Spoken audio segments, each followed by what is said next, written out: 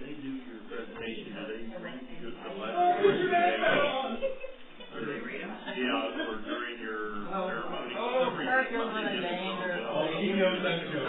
No, they have two people that you ask for to interview on your behalf, and then Very clear logging thing, and he's asking, I wanted to be sure that they read it. I want maybe somebody, like Mike wants them to read it over if they're going to actually read something up. Yeah, if you're going to read it, maybe I should read it. My nomination. Oh, you nominated? Yeah.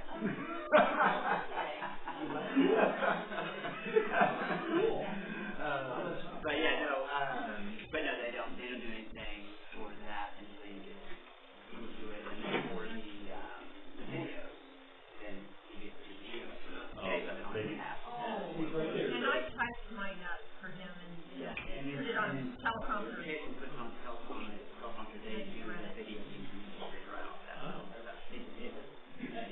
That's what I forgot. John Bell asked me to be interviewed, and I remember that being. It's not a piece of cake. He didn't do it. I did it. Well, I had to do it too, even though I'm a part of that. You're a part. Jim, they don't know stuff. Oh my gosh. Actually, it was really fun.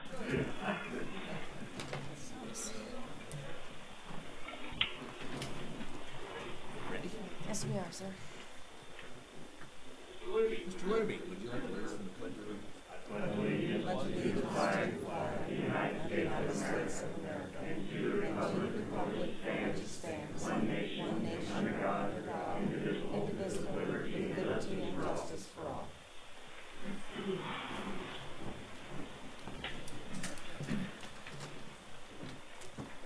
Morning, everyone. Morning. Morning. Good.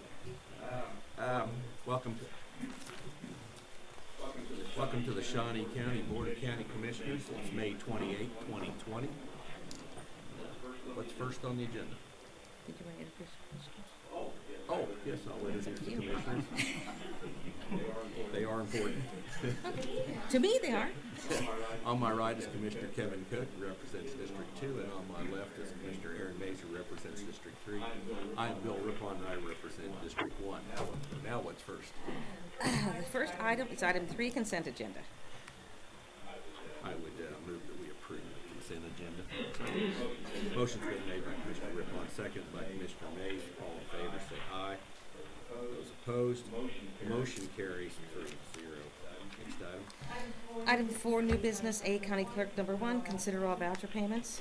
Commissioners, this morning we have vouchers of total $1,283,276.45. The highlights out of the voucher report: the largest expenditure is out of the bridge fund, and that specifically is for Bettis. The total for the bridge fund was $388,249.32, and that is the Bettis asphalt project at 29th Street from the 470 to the KTA on Croco. The work, and then health insurance was $122,433.35. Solid waste was $127,378.44, of which the majority of that was with the Larson Group for a roll-off truck. Again, that is taxpayer, not taxpayer, but that is user fee supported. And then finally, building is a $136,058.28, of which the majority of that is under game time for replacement of playground equipment at 10 different parks. And then also under parks is $58,723.11. All of my questions have been answered regarding the vouchers. I do not have any further questions. I would move for their approval. Second. Motion's been made by Commissioner Cook, seconded by Commissioner Rippon. All in favor, say aye. Those opposed, motion carries 3-0. Next item. Item A2, consider correction orders. I'll move that we approve the correction orders. Second. Motion's been made by Commissioner Rippon, seconded by Commissioner Cook. All in favor, say aye. Those opposed, motion carries 3-0. Next item. Item B, emergency management number 1, discussion on tentatively reopening Shawnee County facilities on Monday, June 1, 2020. Good morning, Commissioners. Aaron Mahan, Shawnee County Emergency Management. I do have a brief presentation, some items that we can work through.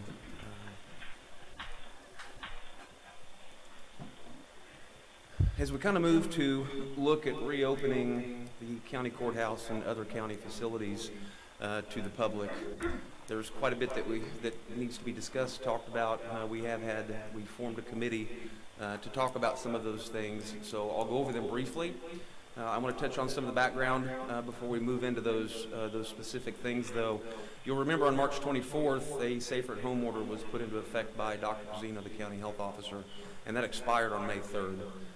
Given how the virus was moving through the community, other issues we were dealing with, on March 28th, the board closed the courthouse and county facilities to the public in order to help magnify the stay-at-home order and prevent people from clustering, gathering, and hopefully slow some of the spread down just a little bit.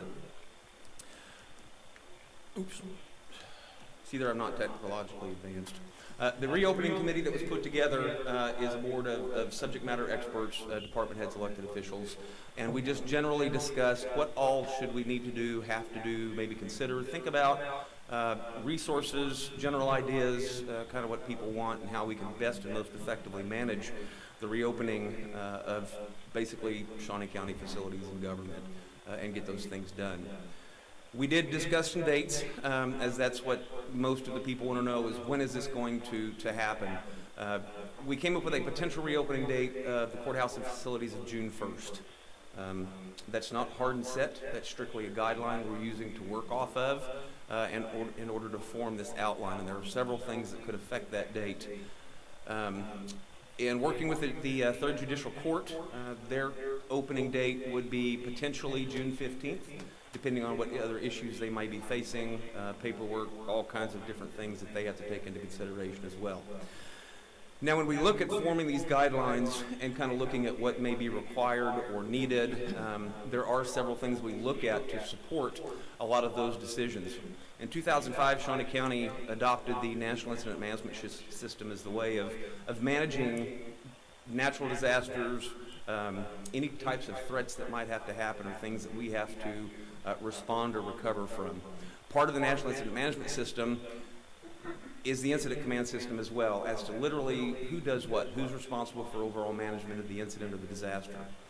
When we look at overall objectives for fixing a problem or literally making the problem go away, we follow the top 3 incident-related priorities, and that's life safety, incident stabilization, and property and environmental conservation. Every single decision that we make or that we consider, we look at, we talk about, is all based off of life safety. We also have to look at the state of Kansas guidance, whether it be the Ad Astra plan, whether it be the Shawnee County Recovery Task Force guidance that was put out. Timelines, we have to look at the state of Kansas Supreme Court administrative orders that come out, which are those orders that are direct the judicial courts and those districts to carry out certain things before they can open or while they're open. And then, of course, we do follow the Center for Disease Control recommendations and suggestions along with KDHE and subject matter experts as well. So there's all kinds of things that have to be taken into consideration, but if you look at every single one of these, they are all directed towards that top incident-related priority of life safety.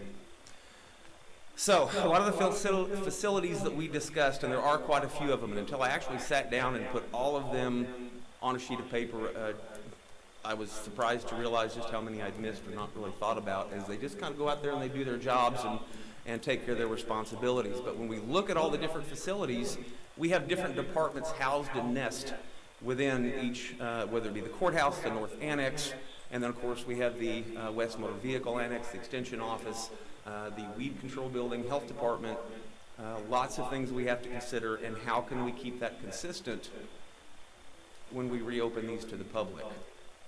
Other miscellaneous facilities that we look at, not necessarily miscellaneous, but look at Parks and Recreation.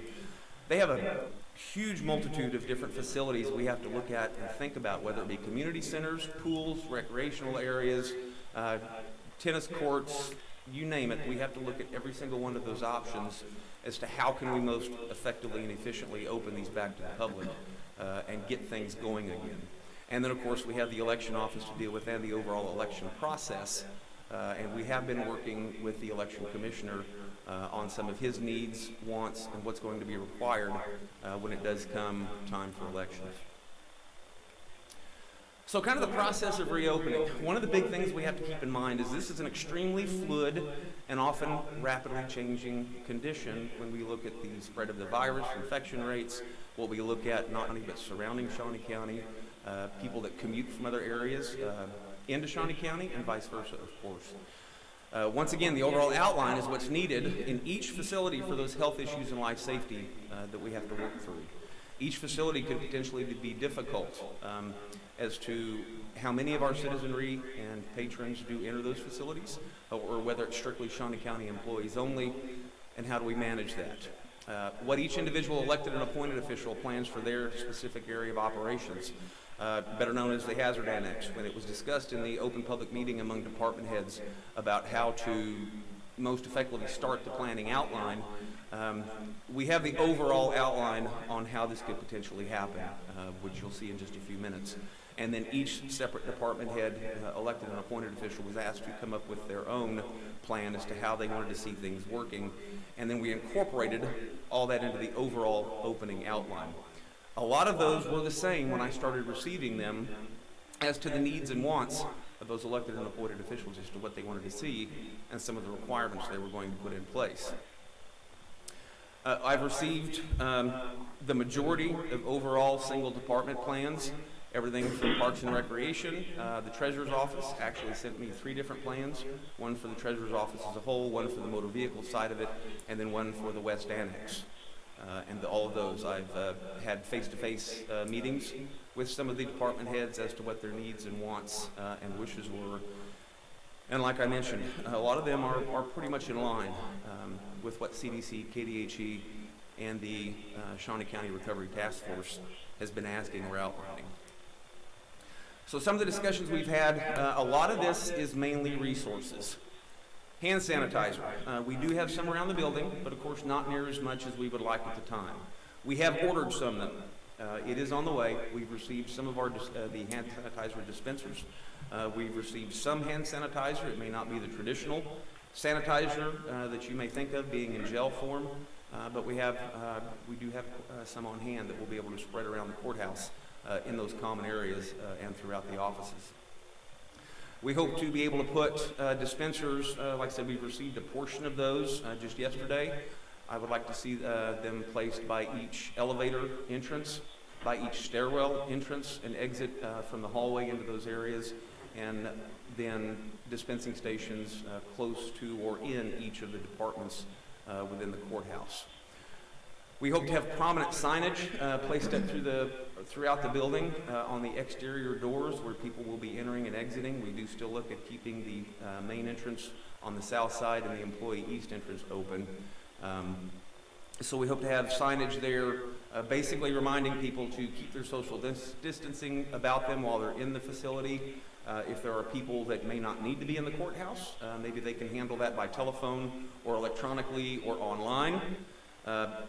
Reminding people just to stay apart from one another. Much as you may see in retail businesses, grocery stores, and other places, you may see stickers on the floor, marks on the floor, that general reminder for people to stay apart and not congregate.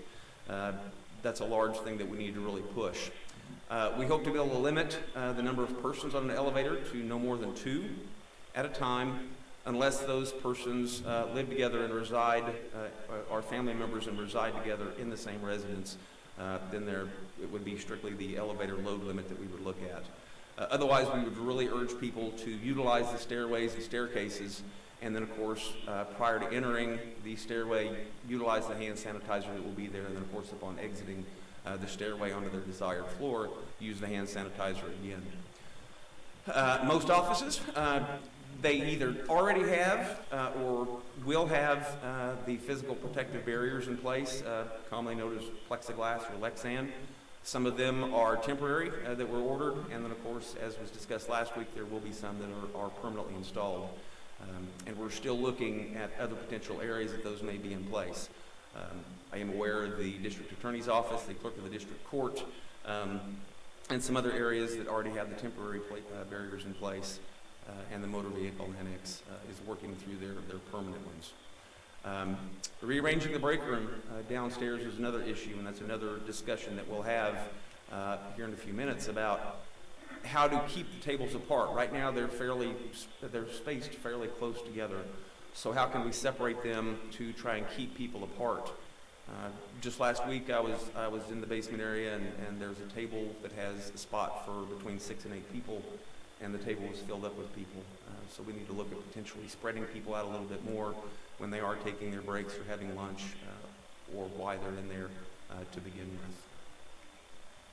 So some employee considerations, and we'll kind of break this down between employees and the citizenry. And if you see it in red, that could be a discussion item that we'll need to have as to what is recommended or what is required for people that do come into the courthouse. Employees being either required to wear a mask when they're in communal areas or common areas, mainly the hallways. If they have to leave their office and they enter the hallway or to exit the building. I keep hitting buttons. How do we protect those people when they have to get close to other people or are around other people and they can't avoid being in a cluster of people and they can't social distance? However, with recommendations from Linda Oakes of the Health Department and Dr. Cusino, if they are in their office, they're by themselves, or if they're in a cubicle area and they can properly self and social distance, then they won't need to wear a mask, as long as they're practicing, again, good proper hygiene and hand sanitizing. And then, of course, the reminder that that mask is not mainly just to protect the person that's wearing it, but for those persons that may carry the virus that are asymptomatic from spreading that virus to other people. Employee health assessments. There will be signs at each entrance asking those employees to do a self-health assessment. The symptoms of COVID-19 will be listed there, and they will be asked if they are experiencing 2 or more of those symptoms to go home and contact their immediate supervisor and then their personal physician.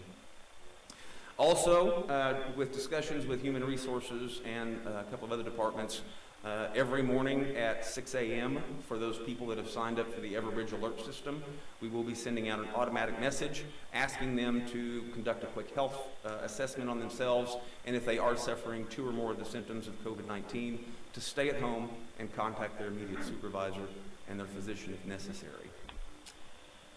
There was also discussion among committee and some department heads that if there are employees that have been efficiently and effectively working from home or telecommuting, to continue doing that, and we can have what was considered a staggered return to the workplace. As conditions change, as conditions within the community and among the virus improve, then we can begin to bring employees physically back into the facilities to work there until we are at full operating capacity. Public considerations, a lot of these are pretty much in line with employees as well, as they will be in the hallways, they'll be in the buildings, they'll be in those departments where they need to conduct business or are required to be in court. The public is asked to conduct a self-risk assessment as well, and a health assessment using the same information as to if they are not feeling well, they're sick, or they're suffering, experiencing more than 2 of these symptoms associated with COVID-19, they are asked to not enter the courthouse or the facility they're going into, and to go home and attempt to complete their business either online or by telephone or some way electronically. There will be hand washing signs up all over the facility reminding people to wash their hands and to practice proper self hygiene and hand sanitizing. Once again, if they can conduct it online or over the phone, that would be much preferred. There are some departments that are requiring an appointment be made before they can come to the courthouse or come into the department. One of those main ones is the Motor Vehicle Department. They are asking people to make an appointment so they can properly space people out, have the right amount of employees, so the wait time is not too long, and that's been working out fairly well given that the West Motor Vehicle Annex has been open for a couple of weeks now. Also, same way with the employee issues, it is either strongly recommended or required that people within the courthouse, citizenry and patrons, wear a mask, which we have looked through our resource and what we can get, what we can't get, and of course the monetary aspect of that is supplying masks to persons that don't have them when they do come into the courthouse. And then of course the general reminder again of why a mask could be required or recommended one way or the other. And of course, the Third Judicial Court has another whole set of requirements that they must follow, whether it be state of Kansas or the Kansas Supreme Court, issuing their administrative orders or executive orders as to what they can do, what they can't do, and they have their own self-paced process for reopening. There's paperwork, there's summonses, there's all kinds of different things from my discussions with the court administrator and of course the Chief Judge, Judge Anderson. Wearing face masks, that's another thing that we need to look at, or that the courts will need to look at, and discussions between the Chief Judge and then of course the board as a whole. District Attorney, I understand that they've been conducting mostly phone interviews with very, very few in-person interviews, and they have advised that until the court reopens or the clerk of the district court reopens, they will not need to bring their full staff back. And the clerk of the district court will potentially open on June 8th, and that will be dealings between the overall Third Judicial Court and the clerk of the district court as to how those paperwork, summonses, all of the different aspects of that may coming up. There are also different cleaning schedules that we need to look at that will be discussed later on as to how often those courtrooms are wiped down or the sanitizers are placed at. In looking at our resource orders and acquisition, I believe we ordered enough to put a hand sanitizing station outside of every courtroom door, which will have signage and urging people to use it very frequently and very often. And then once again, how often do we wipe down the insides of the courtrooms, the gallery, and then of course juror spacing. How do we keep them proper distanced apart from each other if and when we start the jury trial process again. That's kind of the overall outline, and that's why I impressed that this is an outline. I didn't want to call it a plan because, as you've probably heard myself and of course Dusty say a lot, the plan's the first thing that goes out the window. It's the first casualty of war, so we have to follow on Plan B, and when that goes out the window, we go to Plan C. We can look at a guideline, some of the things to kind of guide us through the process, but this is more of just basically an outline, things to consider when we look at reopening Shawnee County government facilities. I stand for any questions. Aaron, I just want to thank you and Linda for helping set this up and coordinating the Zoom meetings. And again, there were a lot of people that involved in the process of developing this over several weeks to get this to this point. When we initially closed the courthouse back at the end of March, and in the discussion, we talked about the number of people that were coming through the courthouse building, this building, on a daily basis. Approximately how many people were coming through this building? We were looking at approximately between 2,000 and 3,000 people a day. And so when we're talking about 2,000 or 3,000 people per day that are coming through this building for different business, and you had a slide that talks about all the different business that occurs, whether it's the treasurer's office, the registered deed, the clerk, the courts, there's a lot that goes on. Is there a question? I mean, we had one question about whether or not we were going to have a screener versus a screening questionnaire. There was discussion of either finding volunteer, hiring temporary help that we can put at the main entrance and at the east entrance prior to going through security, which could speak with the public, talk to the public, see if they can be helped without entering the courthouse, or if there's other ways of handling whatever county or court business they may have. That also may require two separate persons, one person for overall county questions and one person for district court questions. There are a lot of things that can be done online, and a person may realize that they can take care of things online instead of being in the facility in person. and asking them, to do a health assessment before they come into the building. However, not necessarily asking them directly, do you have this symptom, or this symptom? Pointing them towards the sign, saying, would you please look over this list of symptoms? If you have 2 or more, we would ask that you go home and try to do arrangements over the phone. So given that we've got 2,000 or 3,000 people per day that are coming through the building, having a screener go through each person individually doesn't seem very feasible. So that's one of the reasons we went to the questionnaire, outside of just trying to find the person, but also just the feasibility of that much foot traffic. Correct. And that could cause bottlenecks at those entrances. I know that in working with Jim Crowell, there was a question that came up about what the county's legal authority to require masks is, and just ask Jim just for his legal opinion as to what legal authority we're standing on. Good morning, Commissioners. Jim Krause, Shawnee County Councilor. We've been reviewing this for 6 weeks, ever since this started, working with the health officer on the orders.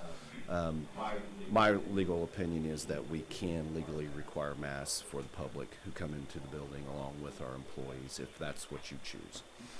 A question that has come up is the court's authority to manage the courts versus the county's authority to manage the building, where that function, we have those different tiers of government, the executive, the legislative, and the judicial.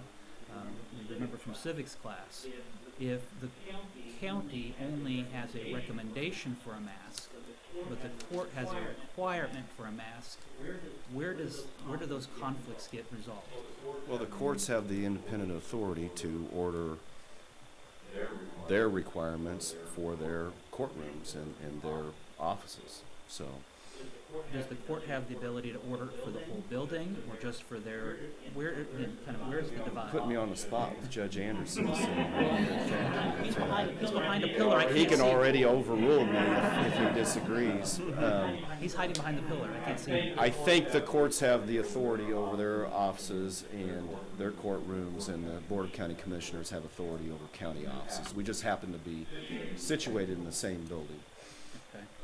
So there could be differing standards, though, that can occur within this facility. There could be. And then the action that's being taken today, this is again labeled as a discussion. I'm asking you as our parliamentarian and counselor. At the end of this discussion, would it be your recommendation that we take a vote on what the requirements will be for reopening the courthouse, if that's the pleasure of the board? Yes, I think you are being asked this morning to consider adopting this plan, to consider establishing the date for reopening the courthouse, whether that's going to be June 1st or whatever date. And within the plan, all details are open to discussion, but particularly the detail regarding whether we're going to require masks for both employees and the public. And so at the end of this discussion, there would be, it's presumed there would be a motion with those specific items, the plan, the date of opening, and then whether or not masks are required specifically. The courthouse is closed by action of the Board of County Commissioners. It needs to be reopened by action of the Board of County Commissioners. Thank you. If we require masks in the courthouse, would we be providing masks for those who don't have them? It's my understanding that we do have those available for members of the public who do not appear with them. So we could be handing out hundreds of masks every day, possibly. Potentially. Who pays for that? Is that? I'm going to step back. This could be a pretty good expense. Betty Griner, Director of Administrative Services. We do have a grant from the Department of Justice that we have allocated, or that we have earmarked for this purpose, for all of the PPE that we will need for our employees and for the public. And right now, it looks like we should have sufficient funds to cover that.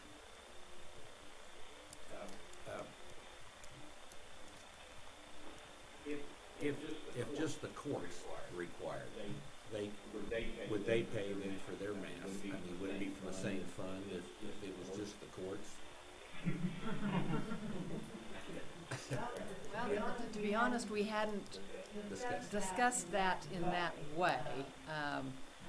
I think it potentially could be. But if I could, just as a question, maybe Jim, because there's a statutory requirement for the counties when it comes to the courts. I mean, it's just one of the nuances of what the counties are required, because the courts are a state body, but we are a county body. We provide the facilities in which the court operates in this, and if you're going to ask me to render an opinion, I think the statute requires us to provide what's necessary for the courts to operate, just like what is required.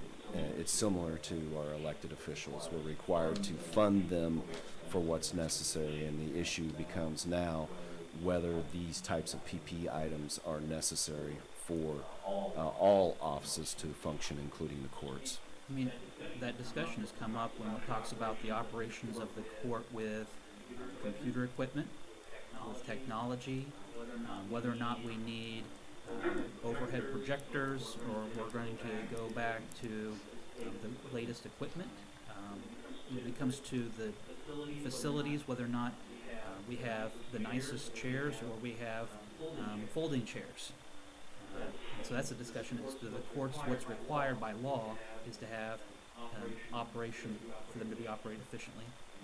And what's necessary. And I just want to make sure we highlight there's a difference between what the county's obligation is to a state body. I have another question about other public facilities. Like City of Topeka, or City Hall across the street. When are they going to be open to the public? It's my understanding that if they're not already open, they will open next week. Are they requiring masks? Not that I'm aware of. Oh, I'm sorry. The city court is. The city court opened up, they are already open, and they are requiring masks of all individuals, and masks are being provided if they're not able. What about other, let's say the post offices, are they required there? I do not know that answer. I can do some research and find out.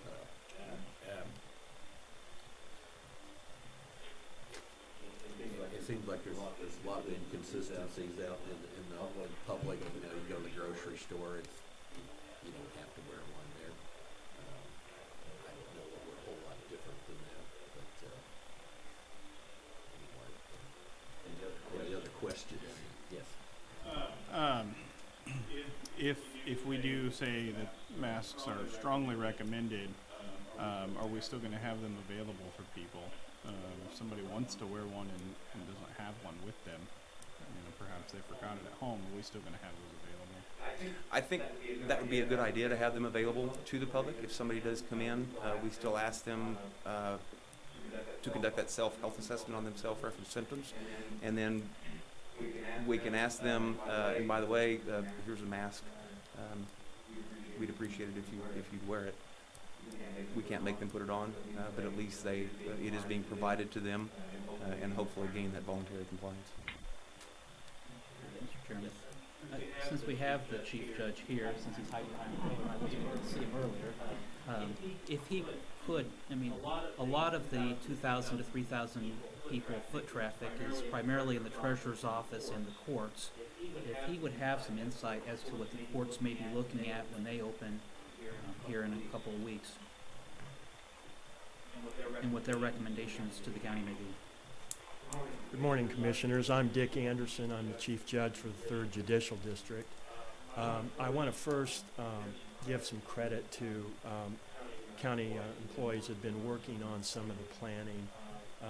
Aaron, of course, Betty, Greiner have been working closely with us on a number of issues, and the court really appreciates the efforts of everyone. They have gone so far as to walk through the building with me and look at the various conditions of the physical structure and talk about the needs and requirements the court will have. I have taken, I guess, what you may consider a very conservative view as to the court's reopening in respect to considering safety first. And perhaps I have pushed issues such as face masks more so than others. But as I have learned the conditions and recommendations and guidance given by all the health officials, that seems to be an important consideration in reducing the risk where social distancing is difficult to maintain. Now, I say all of that as a mere preface to what happened last night. The Supreme Court, the Chief Justice forwarded to all the Chief Judges of Kansas the latest administrative order, which is required to be followed as the courts open, and that order is 2020 PR 54. And one thing I note at the very beginning of the order is the court is under a requirement to follow all of the various federal, state, and local health recommendations and guidelines. And the specific order also says if the provisions of this bulleted list conflict, the court must follow the most restrictive provisions, which means if we're going to err in any way, we err in regard to safety. Now, we do have a number of people that come through our building, and we recognize that we have a diverse group of conditions of health. We have a lot of people that might be old. People may have an underlying health condition.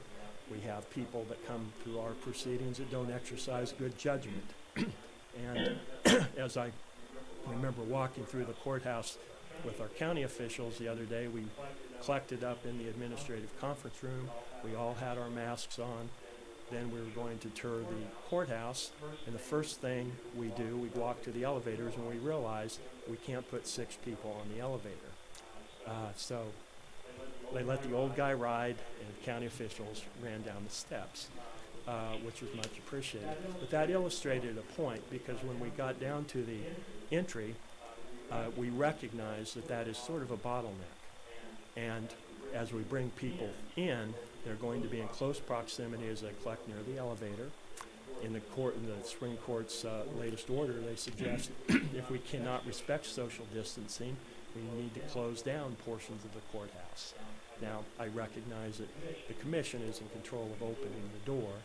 Our courts have been open in many respects continuously because we've conducted a lot of virtual proceedings, and we are going to continue, as this order requires us to do a triage and only bring people in for in-person hearings as necessary. So we will continue to attempt to limit the crowd size. And I expect that experiment will unroll in somewhat of a clunky fashion because we will be experimenting daily what works and what doesn't work. But I believe with our judges paying attention to the requirements of social distancing and crowd size limitations, that within a month after we opened in public proceedings, we're going to be pretty efficient. But we are required to make some assessment at the entry point, health declarations. If people are turned away, we have requirements to give them alternative ways to receive notice, do their hearings and things of that nature. And I recognize that what we are all engaged in right now is a very stressful, troubling, and potentially expensive process. Things like face masks, I think we talked to quote about 68 cents a piece. I don't know if there are any better quotes of that. And thinking if you have to do 3,000 face masks, that's a heck of a lot of money. Well, we're going to take steps like putting information out saying face coverings are required. And that will hopefully bring most people in with a face covering. For those that can't be here with a face covering, that will have to be provided, or we'll have to delay or defer their proceeding in some way. Some may invite that, if they don't want to be here, but then there's a public risk assessment that has to be made if we can't do our work. Others will be disappointed that they can't get their case processed. So we will work with the county in any way we can. We talked about who pays the cost of the mask. Of course, you fund the court year to year. If we have any extra funds, that can be reassigned or reallocated if that's permitted and desired by the county to cover some of these extraordinary expenses. So that is sort of my opening position. We recognize that things like having people brought over from the jail is expensive. How are we going to make sure the jail population remains safe in our proceedings? And we have a lot of considerations underway. We have no perfect plan, but we have an approach, and I do appreciate the work the county has done with us. Do you have any specific questions? Thank you, Judge. Thank you, Chief. Chairman. The courts, again, just to make sure that I understand, with the Supreme Court order that was issued last night to take the most restrictive approach, then the courts would be requiring masks of all participants in the court hearings. Here's what my vision is. At the entry point where the crowd is, we have to put people in masks. Once they get up to our floors, they collect in the halls, social distancing will be difficult. We are going to reallocate some of our staff to sort of be a hall monitor like a junior high school to make sure people are reminded of the social distancing requirements. Once the participants get into the courtroom, those behind the bar will probably be required to continue wearing their mask, maintaining social distance. There is a provision in the anticipated administrative order from this court that the trial judge, the judge in the courtroom, can make assessments for somebody to remove their mask so they can speak. I put mine in my pocket today because my glasses, of course, were fogging up. Other people may have phobias with a mask on. We have some alternatives in our anticipated administrative order that will give some process to that kind of a consideration. But in court, if there's interference with the court reporter recording the proceeding or something like that, the judge has discretion, keeping safety first in mind, and then the process respected with all constitutional and statutory provisions paid attention to. You talked about that if a person was turned away at the entrance, there would be some notation of that. We talked about that at the front entrance we would have a notation with a sign as opposed to an individual screener. Are you anticipating that if Commissioner Mays came to court for a traffic ticket and he had two of those symptoms and he was not able to attend his hearing, that there would be some notation that he had attempted to come to court so that the sheriff's deputies are not arresting him later today? We will have to have somebody at the entry point to do the screening. If the health declaration is made and the person is turned away, we are going to collect their phone number and their email and give them a sheet instructing them to call a particular division or a particular number in the clerk's office to get reassignment of their matter. So we're anticipating there may be that to be done. Now I want to say something else in regard to like our traffic docket, things like that. The experience we have right now with the pandemic has caused us to sort of rethink as to whether there are different ways and different processes we could use beginning before people get to court. And we have some ideas in that regard, all designed to maybe in a traffic ticket, maybe Commissioner Rippon would be able to talk to the district attorney to see if it could be resolved one way or the other before he even had to step into the courthouse. Maybe if he's going to contest the ticket, we have a process where he could announce that, and then we would set a hearing later where he might be able to contest the ticket during the hearing or trial. So rather than just send people notices of hearing and have them collect here and process through the court, we're trying to find ways that we can utilize the technology, whether it be just the telephone or video conferencing, to do things in a little different way to reduce the in-person presence in the courthouse, containing the risk, the health risk presently, but some of these things may last for us as improvements. Thank you. Okay, thank you. we, I know that the treasurer's also here, he may weigh in. Again, the treasurer's office is the other principal trafficker through the building. So their insight. Real quickly, I did just have a message that apparently somebody's called the post office and it is posted inside that people are required to wear masks.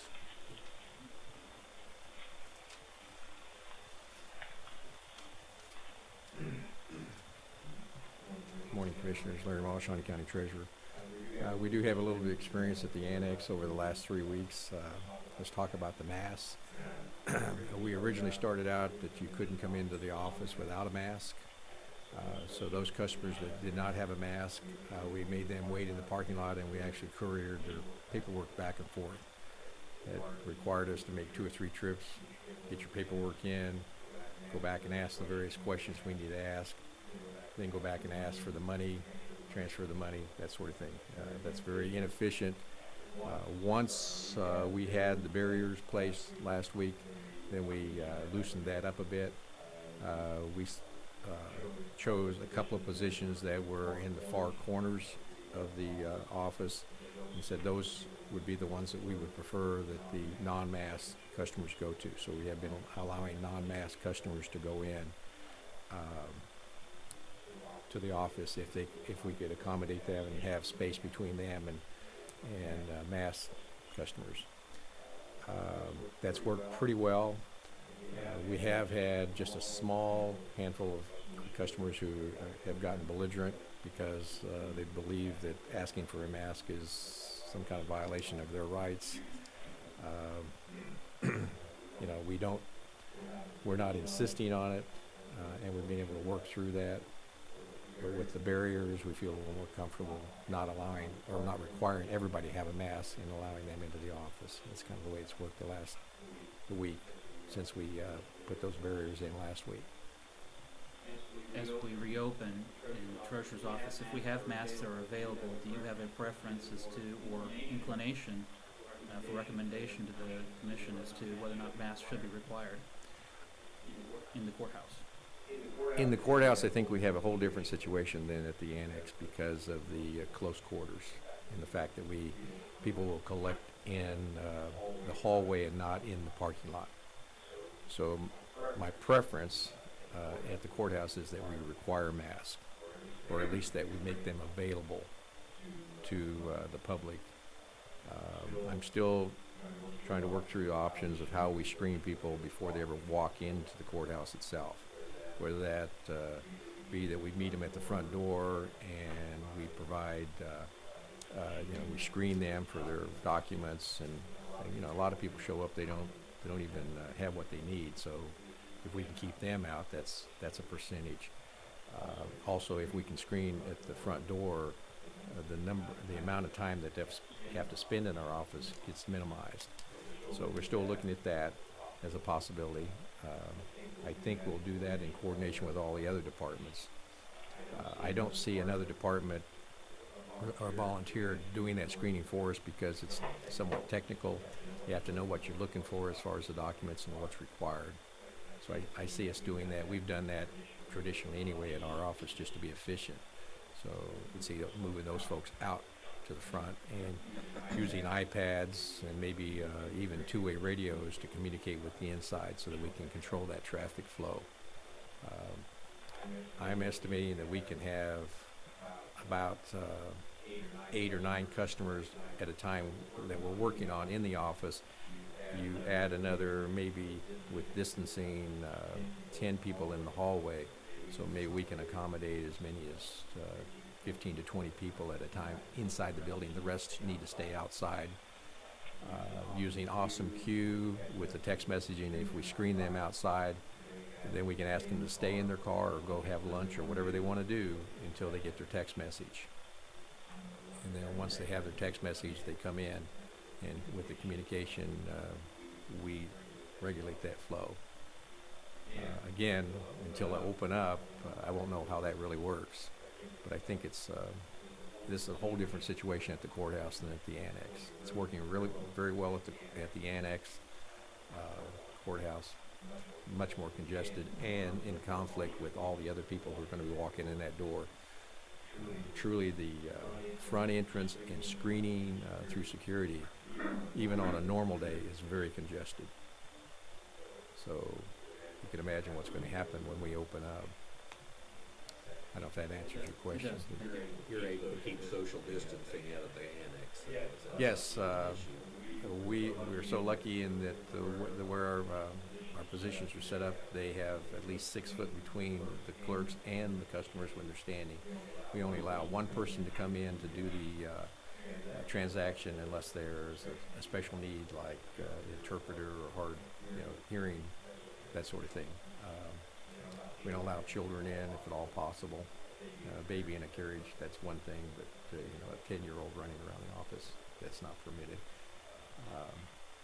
So by doing those things, it's a limited number of people, and we actually don't allow them in the office until we're ready to work with them. We stay outside and line them up along the wall, and when we have a clerk, then we wave them in.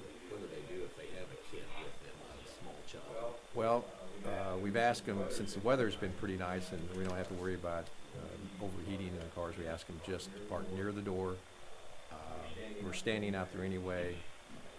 They can leave the child in the car, and we'll watch, we pay attention to the car and assure them that the child is going to be safe. So it has worked. We try to encourage them not to bring the children in the first place, but we understand, mothers, what do you do with your child if you've got to come in? So that situation out there is, because we can meet them at the door and talk to them outside, is much easier than it's going to be here at the courthouse. Unless you're just leaving a kid in the car, Well, when the temperature gets to be 100 degrees out there, that's a different issue. We've had the benefit that the weather's been very cool. So we say, go ahead and bring the windows down. We tell them to bring the windows down part way, and in most cases they're parked right along, because our traffic has not increased to the point where we're overloaded out there. We've been able to give appointments out, and we're booked until about the mid of June already with appointments. But we've left enough slack in there that we've actually been able to handle everybody who's walked up if they're willing to wait. We give the appointments preferred treatment, but the walk-ups, the average wait is maybe 10 or 15 minutes, which is not really too bad. But they're waiting outside, they're not waiting inside the office. But that's the advantage of being able to stand at the front door and talk to the back of the office, as opposed to being at the front door and you can't see the office here. Larry, what percentage of your taxpayers come in to the courthouse versus the annex? About 55% traditionally. 55% have always gone to the annex, and 45% come to the courthouse. Okay. And do you anticipate, once we reopen the courthouse, that you're going to have the same rules at the annex that you do here? No, because of the physical makeup. Well, in general, it'll be the same rules, but we'll have to make some adjustments because of the physical makeup, like the requiring of masks. Well, and going back to the children, I mean, it's not going to be possible to do that here at the courthouse. No, I mean, no. There's no way you could ensure that somebody's out there watching to make sure. So, I don't know if I have a good solution or anything. But, well, it's something that I think it's something that we're going to have to open, and we're going to have to see how the public reacts. I think as we open, particularly if we open next week, the pressure is not on to get in here yet, because all of those delinquent tags are not going to come due until July the 17th, if I read the order correctly, or the order doesn't get modified. On July the 17th, I can bet a lot of money and make a lot of money if I tell you that they're all going to show up, because they're going to realize that now is the time. And so I anticipate that that's going to be a real rush. We need to get through that.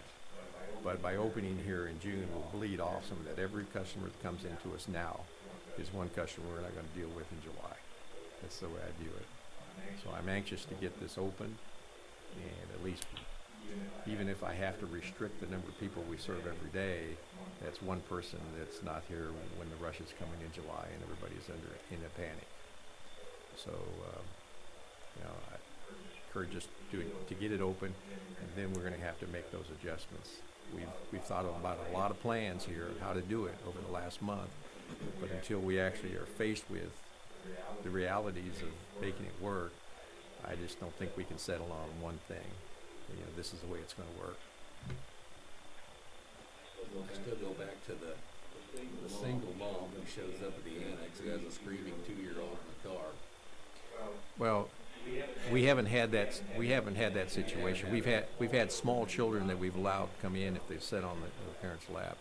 But the ones that we've been involved with have been more like 10, 12-year-old kids. You can go. They can stay right there at the door. If they don't want to stay in the car, they can stand right outside the door. We've got a couple of managers who are screening customers, and so nobody's going to walk up and abduct them from that.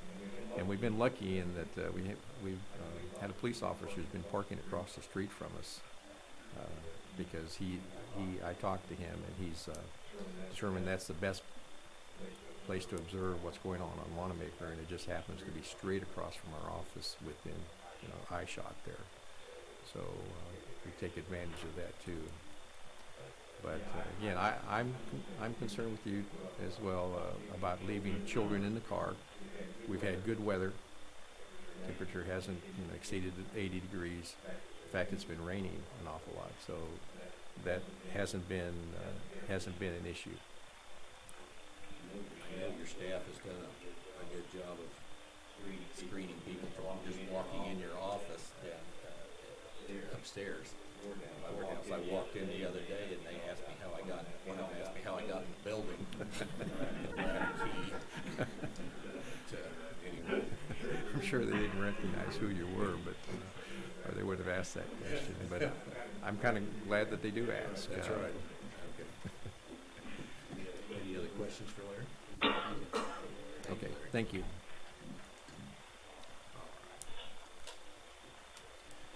I think the last thing, real quick, when we talk about the social distancing, trying to get maybe those who don't need to be in the building, waiting on another family member or person they came with.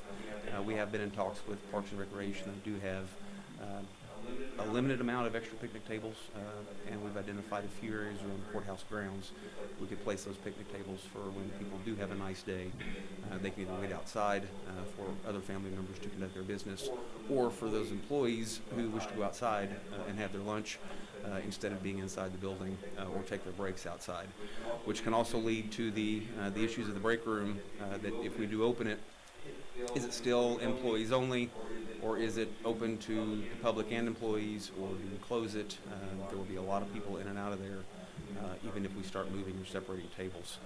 With the vending machines, I understand there's a Keurig machine in there, and how much are people in and out of that building, or that room rather.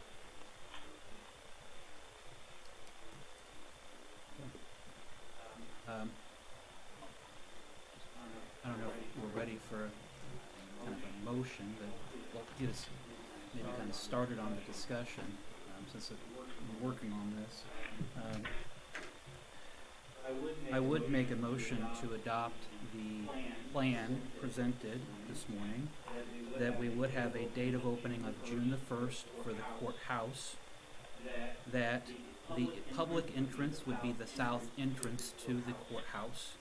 The employee entrance and court entrance for the court administration would be through the east entrance of the courthouse. That we would have a screening questionnaire posted where people would identify if they have 2 or more, if the virus symptoms, that they would identify those and not enter the building, and that we would take the break room and make that an employee-only break room, limiting the entrance of the break room for employees only at this time, and that there would be masks required of all participants of the courthouse due to the amount of foot traffic and that we have coming through the building, that masks would be required for the entire building. And that would be a motion. Did I amend that? We would need a second first, and then we could take up amendments. Okay. I'll second it for the sake of conversation. And now we can discuss. All right. I would recommend that in the courthouse we strongly recommend masks, and in the courts they be required. I'd second that. Well, it would be offered as an amendment to the motion, and as whether or not I would accept that as an amendment.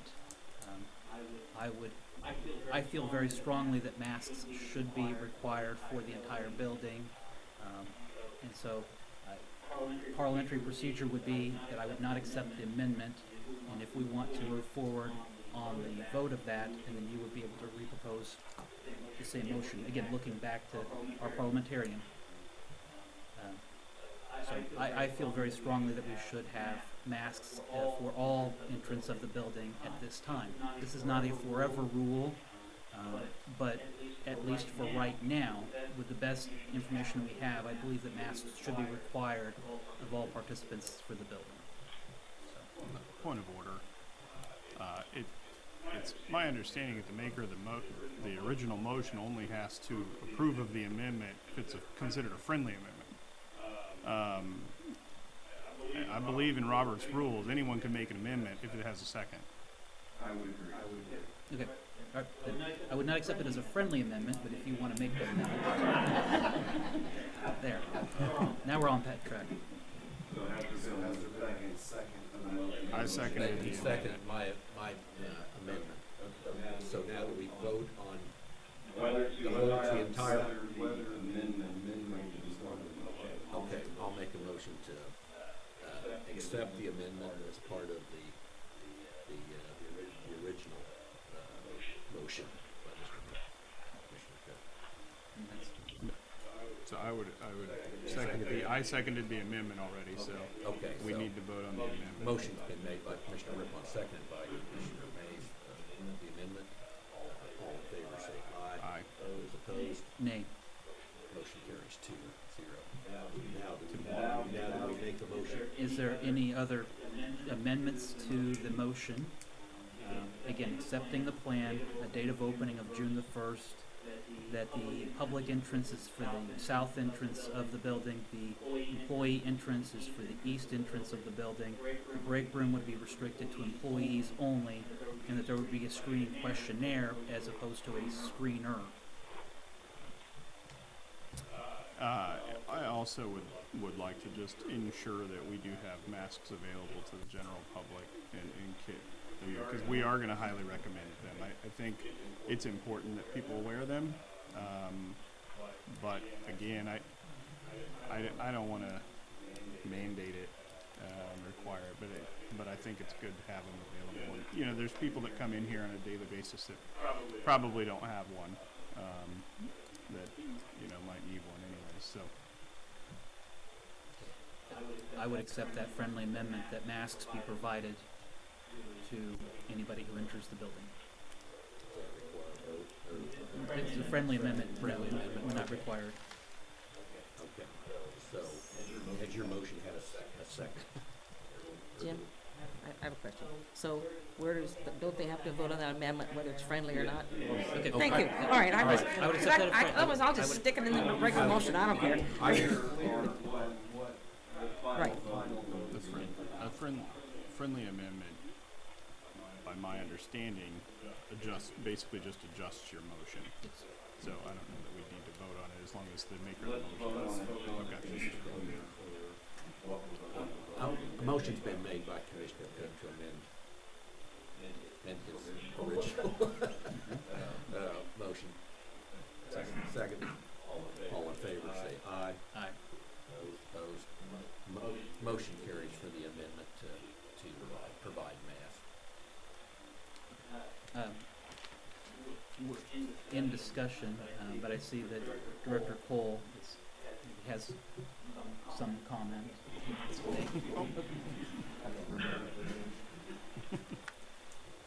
Brian Cole, Shawnee County Department of Corrections. I want to be able to make sure that, you know, and we follow everything, that court holding is within the courthouse, and that my direction was going to be that if anybody comes into the court holding, that they're going to have to wear a mask.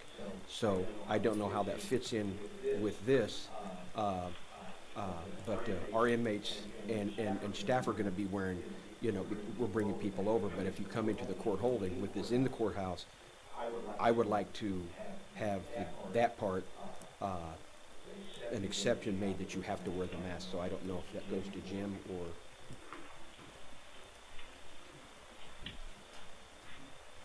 Morning, Commissioners. Linda Oaks from the Health Department. I would also like to require the public to wear masks in any health department facilities. We're still doing STD appointments and such, and it is high risk for our staff. So I would like to add that. We are just taking it to the courthouse right now. Okay, so I just want to make sure that. And I just want to clarify, are you requiring employees to wear masks or not? Because I think that covers his question in your motion. Employees versus public. Well, I had asked for masks for everybody, and it was adopted as just a recommendation. I think we're all going to be confused if we don't clarify that distinction. I require staff, all coming in. It is going to be early terms that want to come into the court holding. And I want to require And without you taking any action, I would say as a department head and director of the jail, he has the authority to require employees, particularly because of the fact of the type of facility it is and the public health concerns related to having the illness at that facility. I think these are two separate issues, and I'm going to try and take them up as two separate issues. The first would be an amendment to the original motion that each department head or elected official has the ability to determine if their staff is required to wear a mask. Is there a second to that? Yeah, I would second that. Motion's been made by Commissioner Cook, second by Commissioner Mays. All in favor, say aye. Opposed, motion carries 3-1. The second is, as to courthouse holding, I would make a motion that any entrance into courthouse holding be required to wear a mask. Again, that's specific to that specific area. I'll second that. Motion's been made by Commissioner Cook, second by Commissioner Rippon. All in favor, say aye.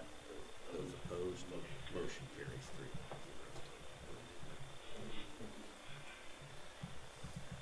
All right. So we down to the. Is there any other amendments or additions? And Cindy, I can read this back to you for. I just have one question. You said only the courts. So is the judge? They're going to have people on different floors forcing having people to wear masks. I mean, I guess because my office will get the questions. I guarantee you, people will be calling us. So if you say that just the people coming to the courthouse aren't required to wear masks, are the security, the officers then supposed to screen the people coming through where they're going and then giving a mask? Because I guarantee you, when they say clerk of the court, they're going to come down to my office anyway. So I'd like to have them wear a mask when they come out of my office. You have the ability to require, if this motion passes, you have the ability to require a mask for your employees. Right, and that's, yeah, we'll do that. It's not required for somebody coming into your office, though, who's in the public. If they go to the courts, the court operates under a separate administrative order, and the courts can require anybody who goes into a courtroom to be required to wear a mask. And if I understand our logistics correctly, and maybe Judge Anderson, we can help clarify where I may be confused. Usually Judge Anderson helps clarify when I'm confused. The court is going to require a mask in the courtroom and in our environs. For instance, we may have somebody come to my office to want to correct a birth certificate, may come with 2 or 3 kids and a driver, and they're right on top of your AA.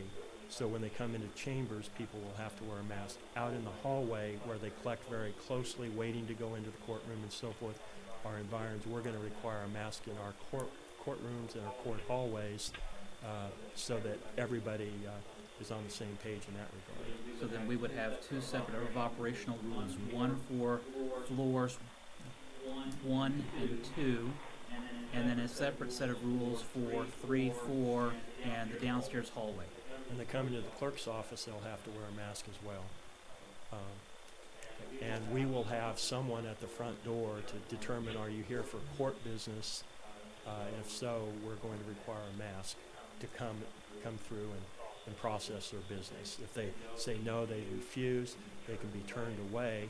They can call in, and we can maybe try to do their business in an alternative way or delay it. So if you come into the courthouse, you would not be required for the treasurer, the counselor, clerk, register of deeds, surveyor, information technology, audit finance. But you would be required if you go to the clerk, or the courts on the 3rd or 4th floor, or the court in the basement. And it will be confusion, I'm sure, for our public. And the court services on the 1st floor. Yeah, court services, as well. It will be confusing for our public if the sheriff officers aren't wearing a mask and requiring our people to do it, but confusion will probably abound. That would be an issue for the Sheriff Hill to then determine as to his staff by the motion. So I just want to make sure that we're clear. You're going to have two separate guidance. For under my Supreme Court orders, I mean, the liability is way too high with the risk, and when a doctor tells a history major to, reduce the risk by wearing a mask, that's why if we're making an error, we're erring on the side of safety. And I know there's a great debate among a lot of people as to whether the masks are helpful or not. But with the Supreme Court orders, requirements that we have, at least as a chief judge here, I have to enter an order requiring the mask because that's what my superiors are telling me. I don't know if that helps clarify things for you, Ms. Beck, or not. My left Board of County Commissioners off a recommended but not required. So it'll be part of that list. Say that again. People that would recommend it but not required would be the treasurer, the clerk, register of deeds, surveyor, audit finance, information technology, emergency management, and Board of County Commissioners. The district attorney would also be not a requirement. Required would be any court function, including court services, which is the second, and the clerk of the district court. And court services on the first floor. And court services on the first floor, and court services in the basement. So we're going to have segregated areas in the building of required versus non-required. And I don't know if we put up a sign that says you're entering a required zone. Hopefully it's not for long. So I think that does that help clarify, Ms. Beck? Sure. All right. We got that. All right. So then our final motion would read that we are adopting the plan presented with the date of opening of June the 1st. Masks are recommended but not required for county functions. That the public entrance is on the south entrance, the employee entrance is for the east entrance, the break room is employee only, there's to be a screening questionnaire, masks are provided if requested, each department head and elected official has the ability to determine if their masks are required for their employees, the courthouse holding area is required to wear a mask.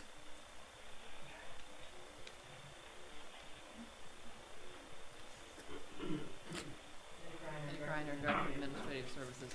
I just have a question. You said that masks would be provided if requested. Are we going to try to hand them out to people, or only if they ask for one? If they would have to ask for one. It would be available.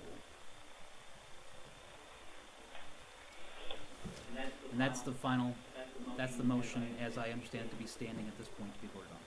Did I get a second at this point? Well, I think we've already seconded it. Yeah, okay, that was already. Second. This is vote. I second. Yep, that was been seconded and amended. Who made the second? Okay. Well, really, Motion's he been made the made by approval. Commissioner Cook, seconded by Commissioner Mays. All in favor, say aye. Opposed? I'm gonna mark myself still as a nay.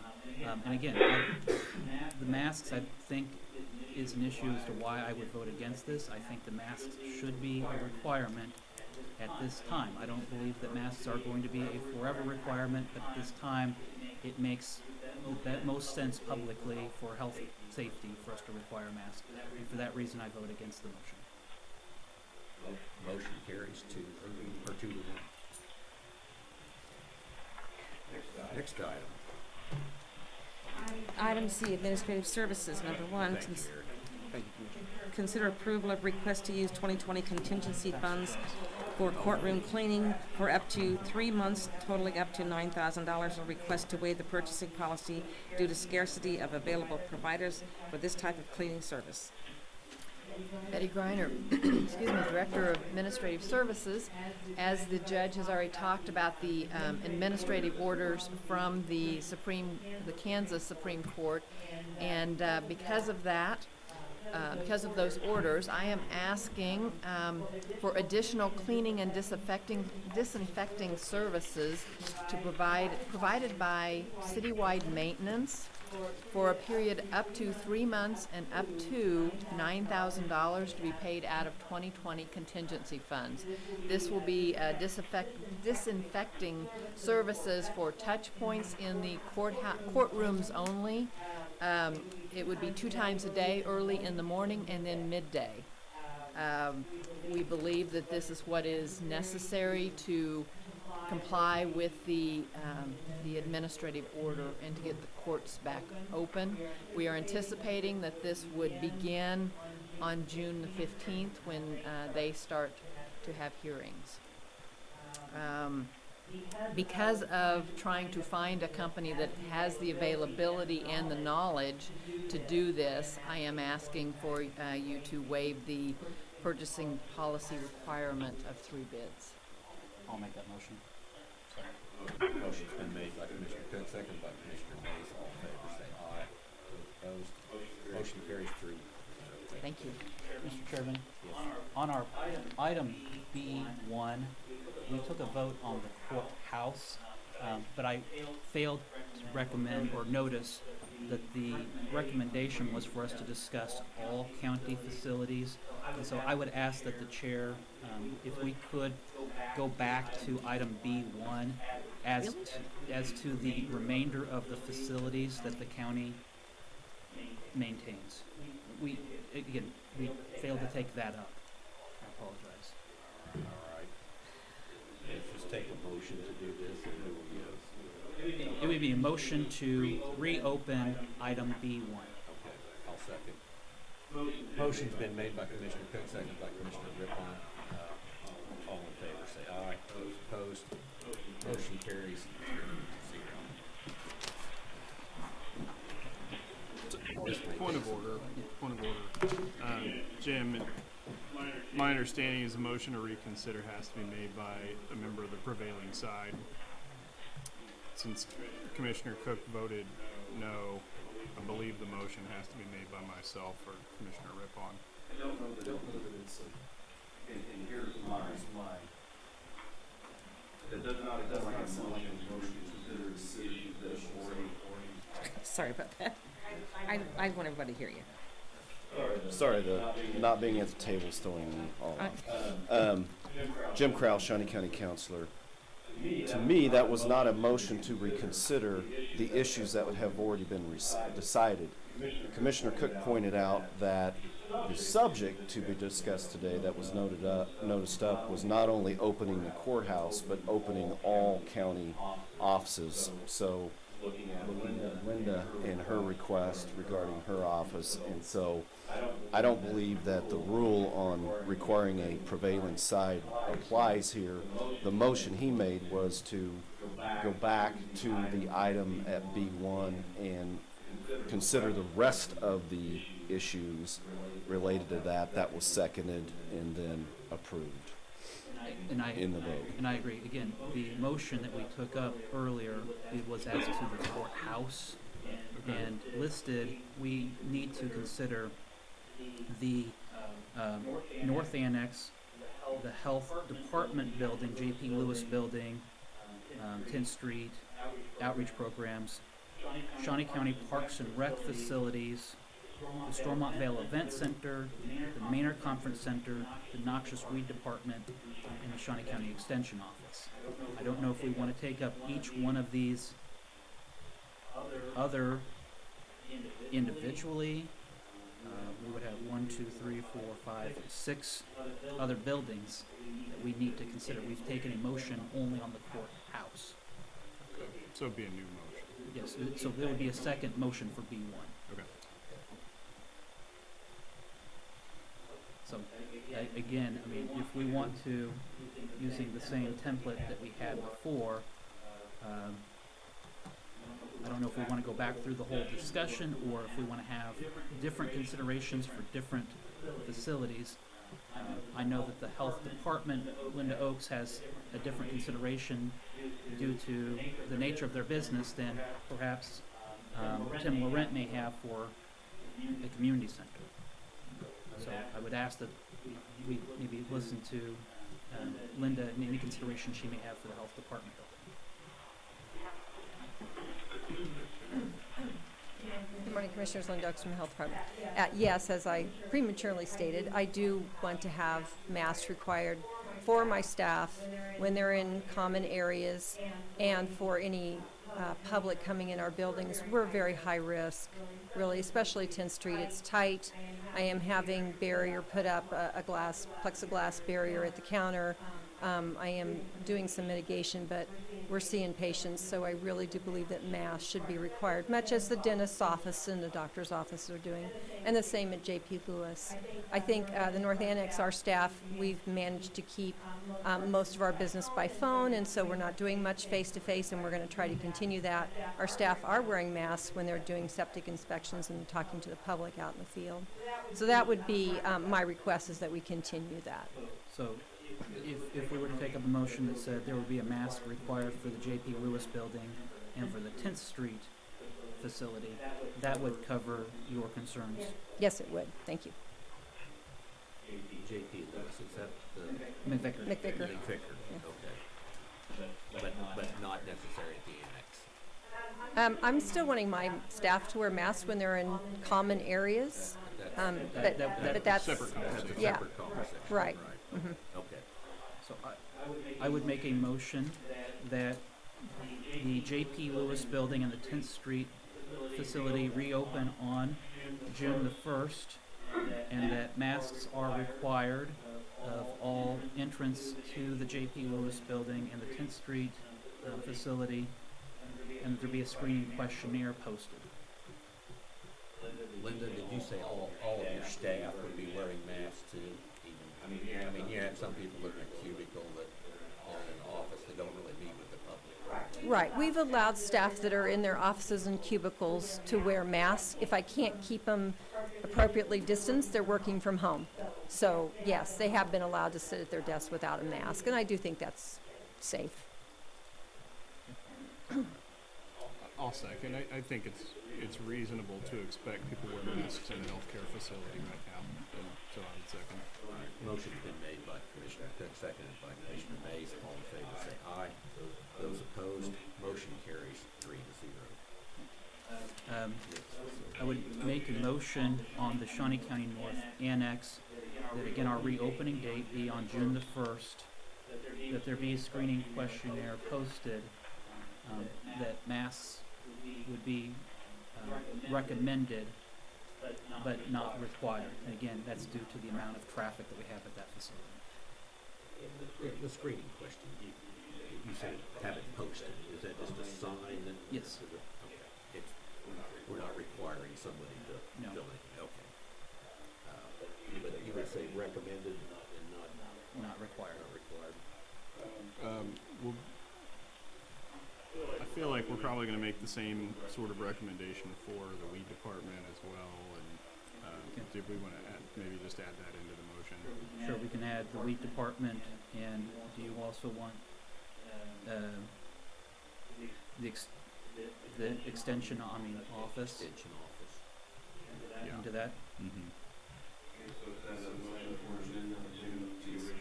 I mean, it's his motion, so I'll second whatever changes he makes to his motion. I'm going to amend the motion to include the weed department and the extension office. What other buildings you have that are listed on there that could be lumped into? We'll take up the Stormont Vale Event Center and Maynard Conference Center separately, and then take up Parks and Rec separately. Okay. I'd second that. All right, motion's been made by Commissioner Cook, seconded by Commissioner Mays. All in favor, say aye. Those opposed, motion carries 3-0. And then we would take a vote on the final motion, The final motion, being that June 1 is our opening date, masks are recommended but not required, and that there be a screening questionnaire posted. I thought we'd already. That was just to add. We just, Oh, I thought you just altered your motion. no. okay, that's what I thought. I thought just, all right. I'll second that. Motion's been made by Commissioner Cook, seconded by Commissioner Rippon. All in favor, say aye. Those opposed, motion carries 3-0. On the Stormont Vale Event Center and Maynard Conference Center,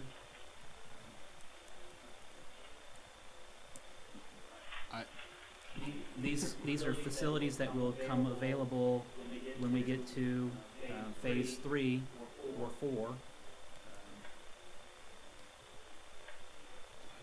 I don't know if we have an opening date for the Maynard Conference Center yet, or if we want to defer action on the Stormont Vale Event Center and Maynard Conference Center.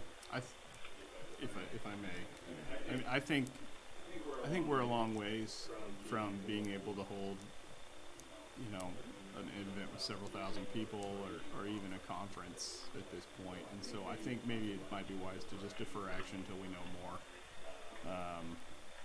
But it looks like Dusty may have something to add. Well, I was going to suggest we defer action until next Thursday and have Kellen come and maybe talk to us. That'd be nice too. Good morning, Commissioners. Dusty Nichols, Incident Commander, COVID-19 Response Team. I've been talking with Conference Center in Kellen.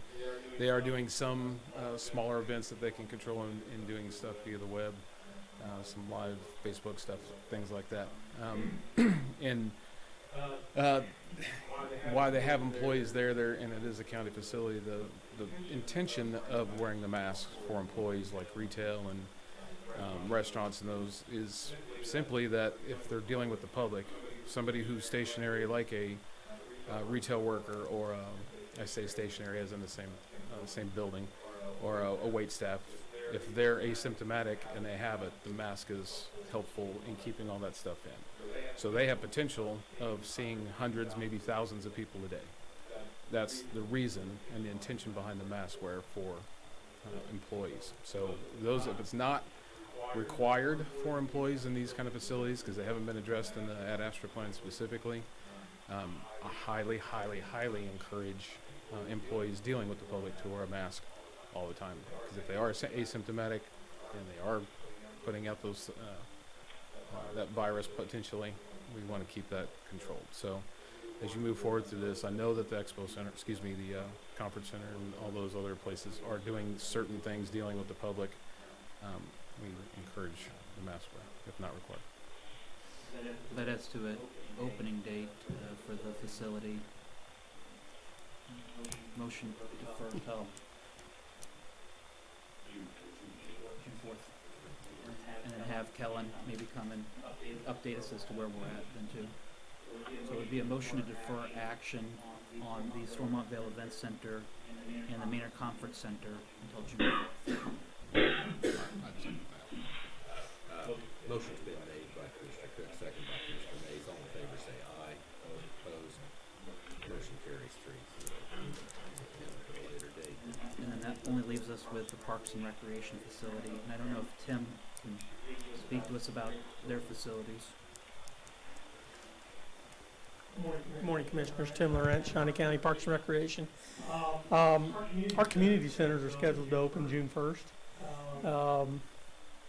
We as well as our admin facility. We are requiring masks of our staff when they're dealing with the public, or if they're in common areas in our facilities where social distancing is not possible. We are not requiring masks from patrons, but we are encouraging it. We do have plexiglass barriers installed at our community centers and our admin facility, so we're ready for that when we open, and I'd be glad to answer any questions. I think masks may be difficult for a lot of the events that would occur in a community center. Correct. For instance, if we have kids coming to use our computer centers, you know, we're spacing those out now so that we can keep social distancing. You could wear a mask while you were doing that if we felt like it was necessary. But wearing masks when you're participating in athletic events is not only difficult but can sometimes be dangerous, is what we're being told.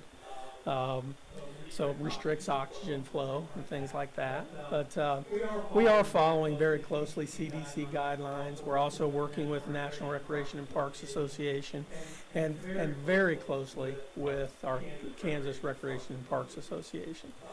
They've done an excellent job of bringing departments from across the state together, spent countless hours coming up with reopening plans, guidelines to make that safe, how we make our activities safe. You know, for instance, we've canceled our youth soccer program for this year because we deal mainly with, not entirely, but mainly with small kids. And if you've ever watched small kids play soccer, it's just a herd, you know. There's no way that you can do social distancing in that scenario. So we've virtually looked at every program we offer and are trying and have put together plans to make those as safe as possible. Maybe also if you can have some insight from Dusty from emergency management on some of these facilities, if there's any special considerations that we should take up as to the community centers. Like with everything else, it's case by case, working with the ball leagues and so forth. And that's the best I can say right now because it depends on the opening and what their plans are. So what we've been doing is they submit the plan, and that's my preferred method is they submit their plan and then we make sure that it matches up with all the restrictions and guidance and all that. And we've been working with Parks and Rec, I mean, a lot of organizations, but in specifically Parks and Rec for those kinds of things as well. So. But if we make a motion that the Parks and Rec facilities buildings are reopening on June the 1st, with a recommendation that masks be present but not required, again, for the common areas of the building. And then, again, the staff would have the ability to, directors would have the ability to make that requirement for their staff. I think that's consistent in all the intentions of the stuff that we've been putting out. That's great. I do want to note that Hillcrest Community Center will not open June 1st because it's currently under construction. So that would be the one exception. Well, if we include all, the construction would still delay. What about pools? Are that part of this? I think pools maybe, those are phase 3 items anyway, so we would not need to take that up at this moment. But I would make a motion that the Parks and Rec facility buildings, unless otherwise under construction or not available to be open, be reopened on June the 1st, and that masks are recommended for the common areas but not required, and that the Parks and Rec director has the ability to have masks of his employees as he sees necessary. Second. Motion's been made by Commissioner Cook, second by Commissioner Rippon. All in favor, say aye. Opposed? Motion carries. I think that's B1. I think that is all the facilities. Okay. All right. Next item. Item D, Health Department.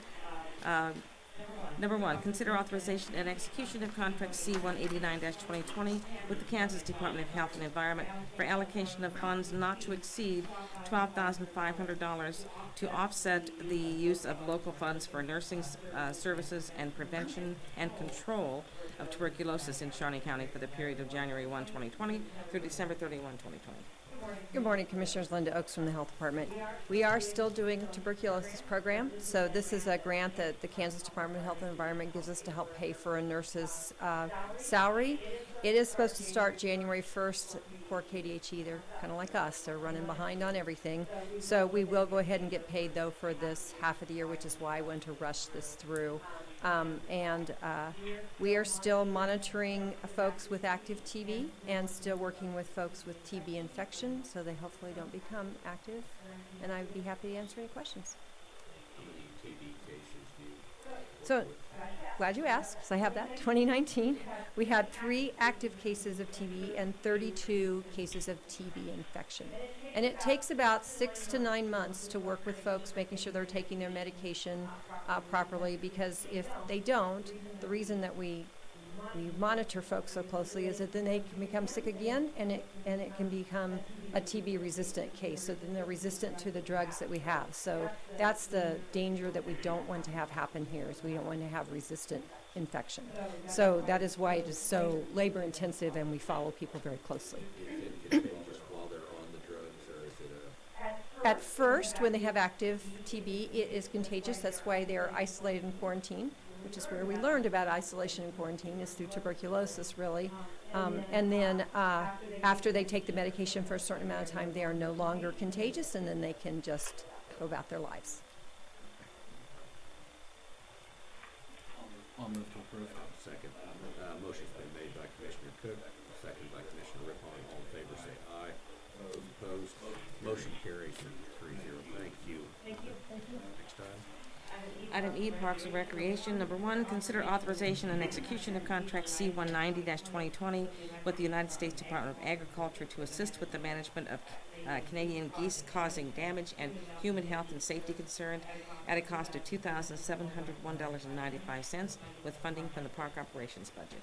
Good morning, Commissioners. Jeremy Myers, Shawnee County Parks and Recreation. The item before you is part of our developing plan of our geese management plan around the lakes and ponds that we have throughout Shawnee County Parks and Recreation system. We are working closely with the Department of Wildlife and Transportation, or Department of Tourism, to get to a manageable population of the Canadian geese around our lake, and the USDA has been very easy to work with and very good to work with as we oiled our eggs, the geese eggs this spring, and this will be the next step in our management plan. So take any questions you may have. Is this just a relocation Yes. type operation? You know how many geese they're looking at trying to? They said yesterday there's currently about 100 plus adult geese. I think to be fair, for a manageable plan, probably around 25 to 50 would be a manageable plan they recommend.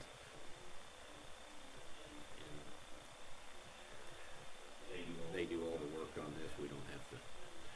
They may ask for assistance for some staff, and we will help as needed or as requested. Any questions? Nope. I'll move that we approve. Second. Motion's been made by Commissioner Rippon, second by Commissioner Mays. All in favor say aye. Those opposed, motion carries 3-0. Thank you. Next item. Item E2, consider approval of request to award the bid to Gardner Roofing for the replacement of the Cedar Shake Ward cabin roof in Oak Prairie Town at a cost of $9,990 for the roof and $40 per sheet for decking, with funding from the Capital Maintenance 3R Fund, and authorization and execution of contract C-191-2020 for same.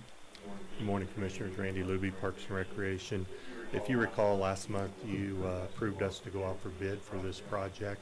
We had 2 companies submit bids. Gardner Roofing was the lowest, most responsive bidder. We've used them in the past on several projects and have been very pleased with their work. Stand for any questions you may have.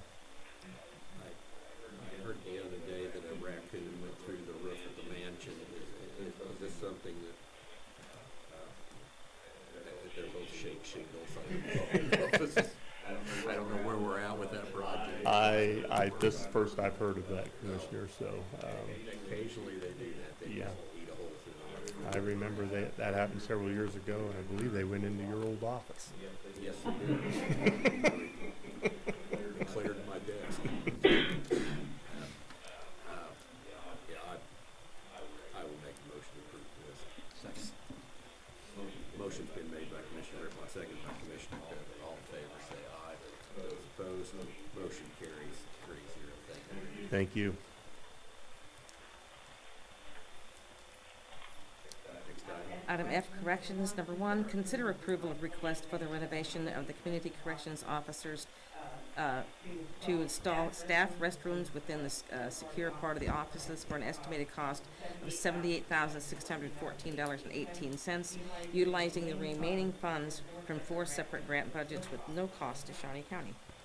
Good morning, Commissioners. Timothy Phelps, Department of Corrections.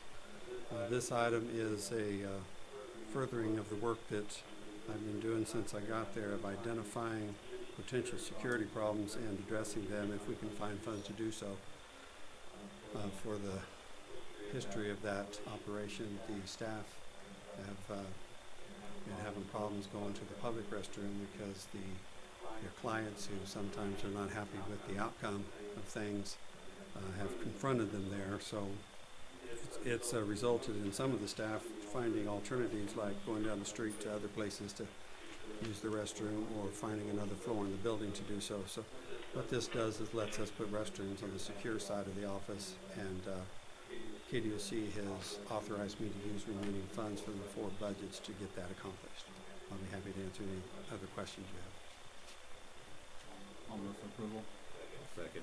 Motion's been made by Commissioner Cook, seconded by Commissioner Rippon. All in favor, say aye. Those opposed, motion carries 3-0. Thank you. Next item. Item F2, consider approval of request for the expansion of the Key Watcher Key Management and Security System into the Community Corrections Office at the accountability of keys at a cost of $9,696.75, utilizing grant funds with no cost to Shawnee County. Good morning, Commissioners. Timothy Phelps, Department of Corrections. Again, this likewise is an item that I identified. If we're going to ultimately become accredited, we need to be able to demonstrate proper management of community keys like vehicles or secure offices. And so this is what we use at the jail, and I'm asking to expand the system over to community corrections so we can do the same thing with the keys there. I'll be happy to answer any of the questions you have. Is this like a software program that helps keep track of the keys? Or Yes, it's a combination of a hardware box that is activated through either a thumbprint or prox card like we use in the courthouse. And then they identify what key they have, and then it tracks who's checked it out, and it tracks if they've had it longer than they're authorized to have it, and sends alarms to the appropriate people so we can make sure the keys are not where they don't belong. is this a one-time cost, or is this something yearly expense? No, this is not, it has a warranty, but it doesn't have a built-in maintenance agreement and that kind of thing. We've been using it for, I think, 15 years or so at the jail, and it's primarily a one-time cost unless I need to buy additional keys that are put into the system, but that's usually pretty minimal. For approval. Motion's been made by Commissioner Cook, seconded by Commissioner Mays. All in favor, say aye. Those opposed, motion carries 3-0. Thank you, Commissioner. Next. Item G, planning. Number 1, consider approval of 2020 fireworks permits. Good morning, Commissioners. Anna Ortega, County Planning Department. We have received 21 applications from 21 anxious applicants. We are down 2 from last year, and all the departments have reviewed and approved, signed off on the applications. We've also attached for emergency management the COVID compliance letter to each application, and each have signed those and agreed to do COVID-19 standards, compliance 6 foot apart, and any other information that can be put up in the tents or buildings. Any questions? I'll move to approve the applications and the permits. I'll second. Motion's been made by Commissioner Cook, seconded by Commissioner Mays. All in favor, say aye. Those opposed, motion carries 3-0. Thank you. Thank you. Next item. Item H, Public Works. Number 1, consider approval of request to reject 2 prior bids for a signing truck and to resolicit the bid. Good morning, Commissioners. Kurt Niehaus, Director of Public Works. We just cannot get over this signing truck. We can't get it purchased. You approved a winning bid on April 23rd. We went out to process that order and get the thing moving, and the winning vendor retracted their bid. So we're back here before you again, asking your permission to resolicit bids for this signing truck. If you recall, when you approved the signing truck, you also approved a message board. Hey, great news, we've got the message board, but the signing truck is a needed piece of equipment. The existing one has almost 300,000 miles on it. The other signing truck has 100,000 miles on it, and because of COVID-19, we're driving both trucks daily, so it's imperative that we get this signing truck ordered. So with your permission, we'd like to get bid specification out there and get some bids to come back. Question? I'll move for approval.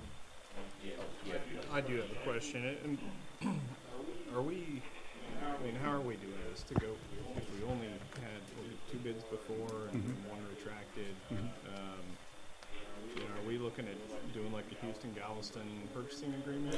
No, because this is such a specialized piece of equipment. I think what we're going to try this time is when I looked over the bid specification, I noticed some things that may have hamstrung some of the vendors. So we've revised the wording a bit. I think that we've opened up the bid to more vendors, and I'm confident that we will get more interest going forward.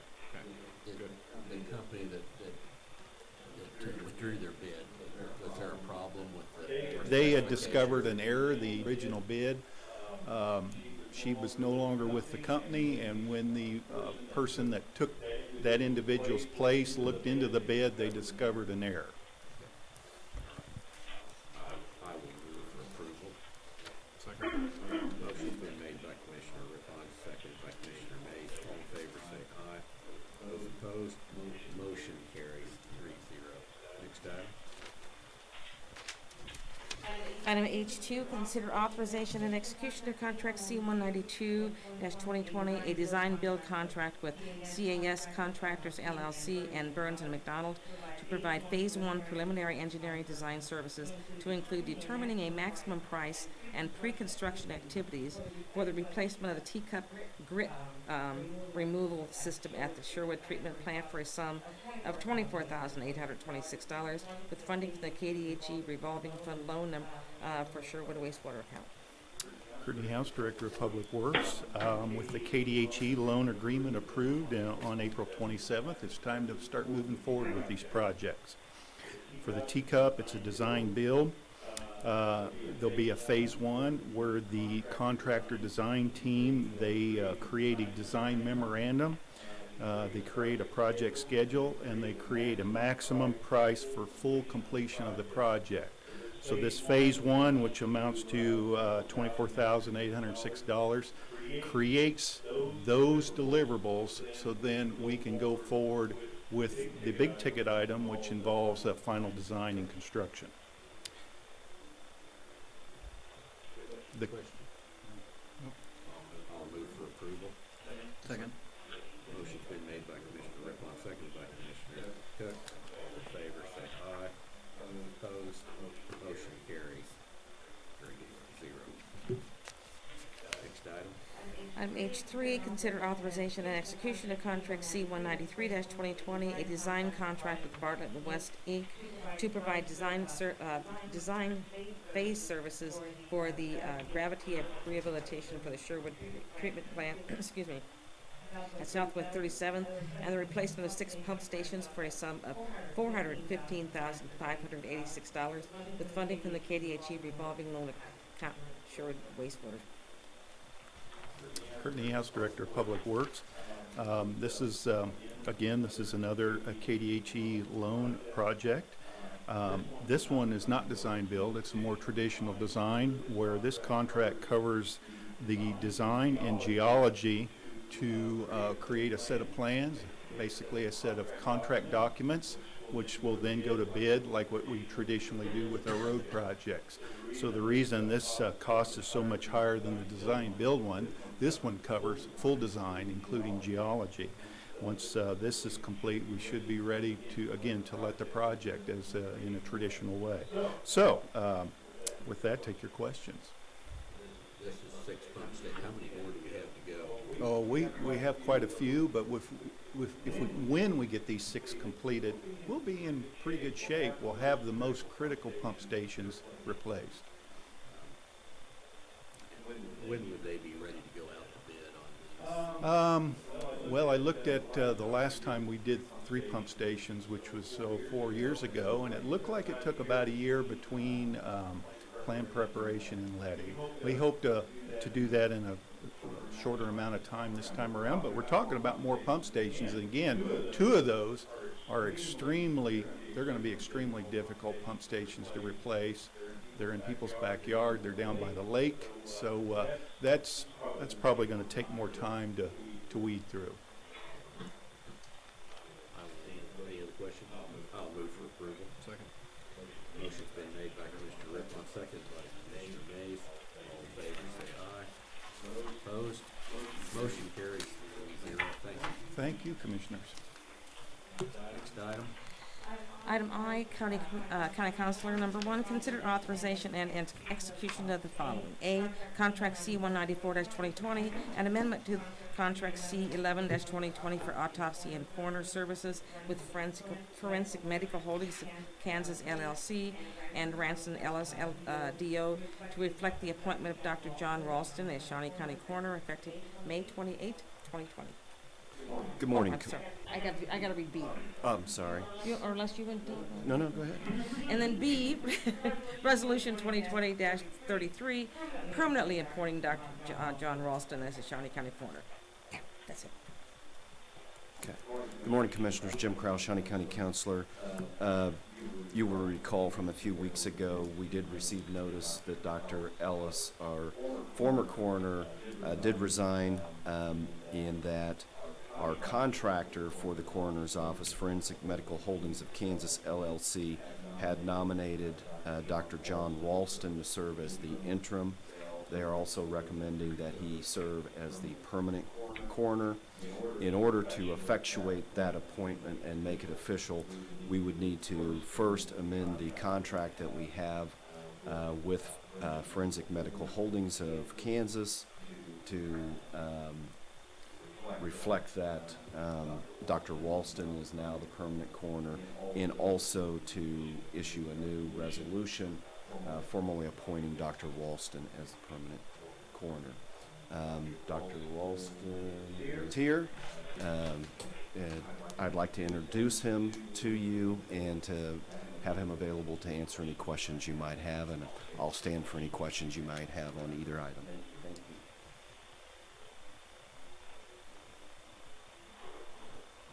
you. Sorry, lost my notice. Happy to answer any questions I can. Currently been working with our facility for how long? Since last August. Since last August. I don't have any questions for the doctor. I had a chance to speak with him a couple of weeks ago, so I don't have any concerns at this time. Motion. I move to adopt items A and B as one motion. Second. Motion's been made by Commissioner Cook, seconded by Commissioner Rippon. All in favor, say aye. Those opposed, motion carries 8-0. Thank you very much. Thank you. Welcome aboard. Next item. Item 5, Administrative Communications. Okay, at this time, if anybody'd like to speak on any subject, they're welcome to come to the podium.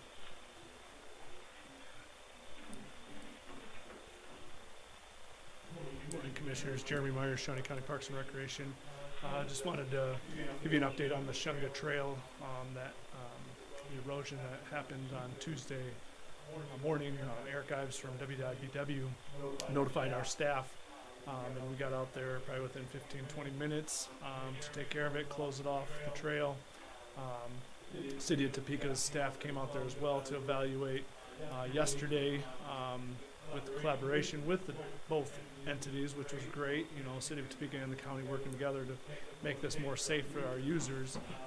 We removed a lot of the trees out of the creek, and the City of Topeka also took out about 15 to 20 panels of the trail so that there wasn't future damage to the trail and causing the trail to go into the creek.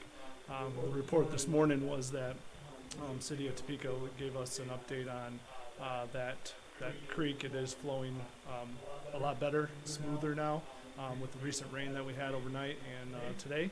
So I am meeting them on site tomorrow morning, and we're going to develop a timeline. I using Dusty's word as a plan because it could change because of weather. So as far as a timeline, we're going to get that trail back open, I hope, and I'm sure we'll be reaching out to Betty in her office for some funding guidance to get that repaired. So where it washed out, is it because the creek moved towards the trail, or was it something that happened up on the surface? From what I saw, thank you. From what I saw, a tree fell in, started rerouting the water underneath the trail, and it was pretty rough. As you saw from Eric's video online too, if you saw that, had a chance to see that. But thanks to the city staff and thanks to our county staff for responding quickly, and Eric reporting that to us as well. This is a live tree that fell in. Oh yeah. So just wanted to give you guys an update on that, and hopefully we'll get on that trail maintenance and cleanup. And right now it's blocked off. This is east of Gage, along the Shawnee Drive, west of Gage, and east of the community center over there in Crestview. So there were several times I thought Eric might fall in, given how close he was. So you anticipate having it fixed? Timeline, don't know yet. We're also evaluating other areas throughout the creek and the trail as well. So, thank you. Jeremy.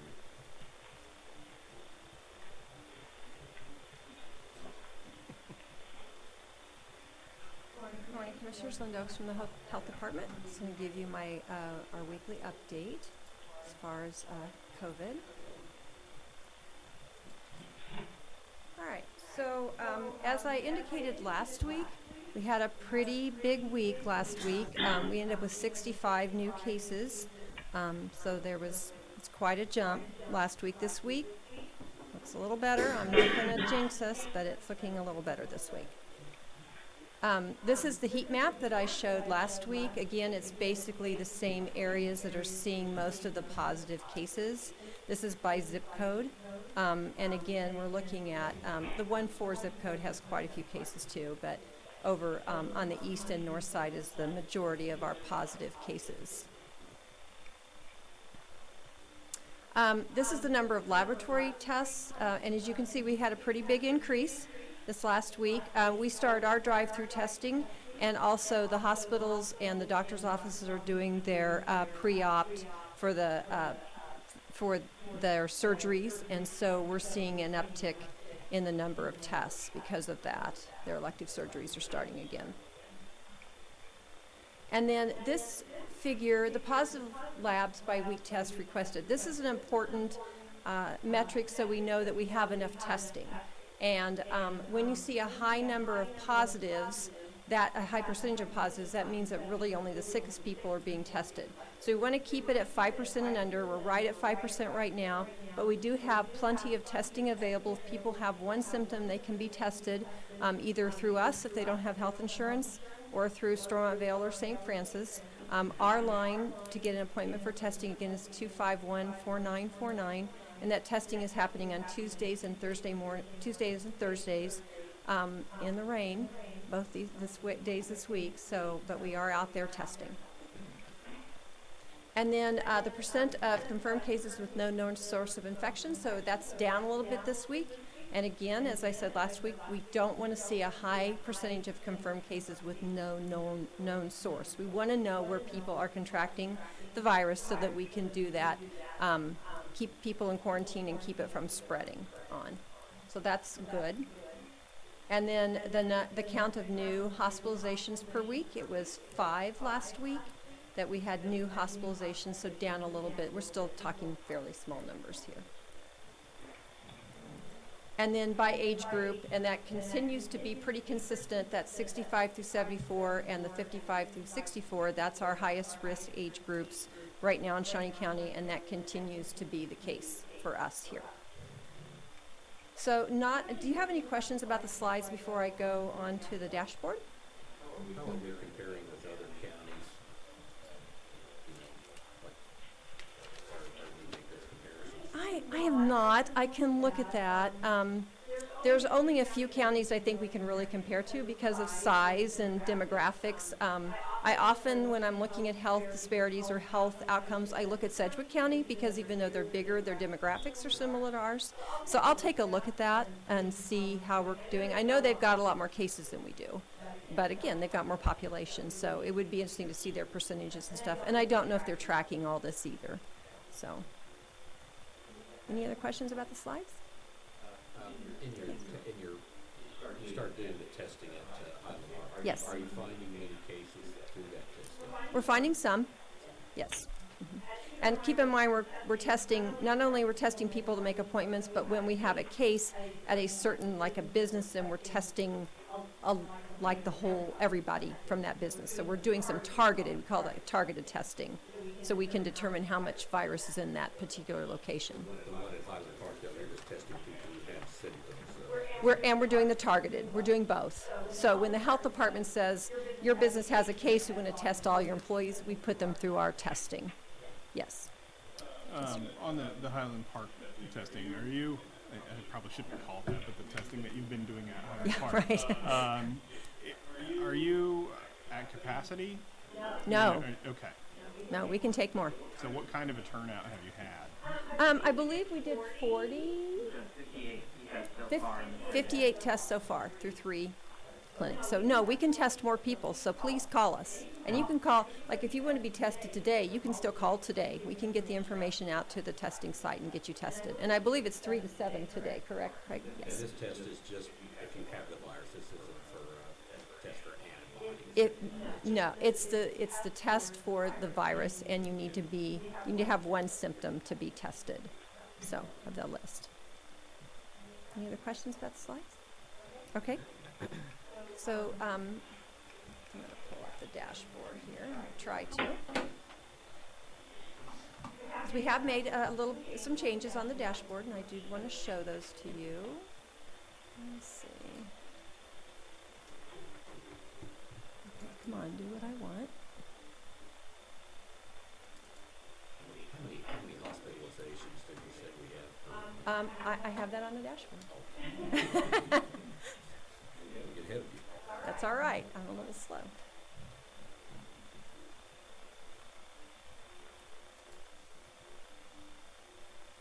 There's probably a faster way to do this, but that's the way I do it. Okay. Loading. Okay, so this is the Shawnee County dashboard. We're staying at 269, which is the same number of cases we had yesterday. We have added current hospitalizations, so that is not just Shawnee County residents, it's people with a COVID-19 diagnosis in our Shawnee County hospitals. All right, so, and that's St. Francis and the University of Kansas Health System. So we have added that to help us monitor that. And then I'm going to have Craig come up. He's done some changes on this, the summary chart, and let him talk about those changes. Thank you. Good morning, Commissioners. Craig Barnes, Shawnee County Health Department. So as Linda mentioned, the hospitalizations, we did add that. I did want to clarify it's St. Francis, the University of Kansas Health System, and Stormont Vale. Those are the 2 hospitals that are reporting those numbers to us. With the summary of the community impacts, we added 2 charts here. So the first one being this last 30 days. So we understood that our historical reference of the chart from the onset of the pandemic to, say, yesterday was getting very busy and hard to track. So we have now added a last 30 days to give you a little bit more of a definition of a time series for the last 30 days of the infection. So now you can kind of see how that is for the confirmed, active, recovered, and deaths. And the other addition, so again, you can move through this with the toggle buttons here with the arrows. So this is what I was saying. This was the historical reference from the get-go with the chart there. Total confirmed cases, you can see the line graph, total recoveries, and then what we did was we overlaid the two as well together. So you can get a semblance of the total confirmed cases as it's gone from the onset of the pandemic here in Shawnee County, as well as the recoveries together. So you can see that a little bit more specifically. And then just so that you can see what else is, this is total active cases, the line graph for that as it's progressed, and then back to the beginning. So.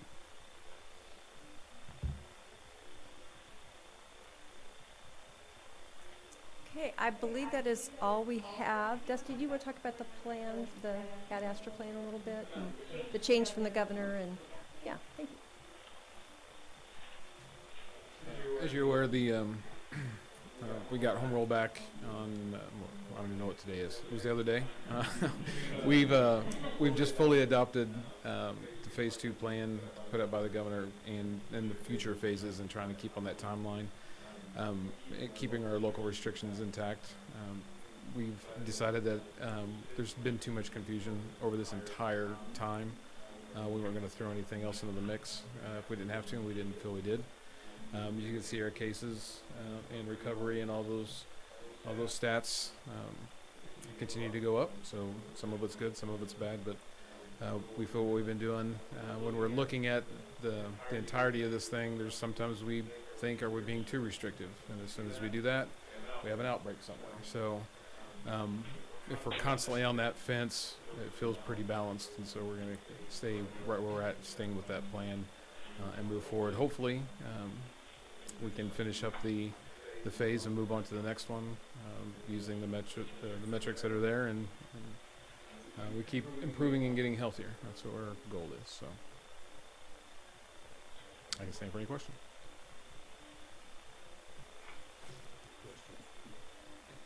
Thank you. And so just to add one thing, we talk a lot about risk and high risk and low risk. So a low risk activity is taking walks and being outside. So I just want to encourage everyone, the weather's going to clear up for the weekend. Just don't walk on the Shunga between Gage and Fairmont. So.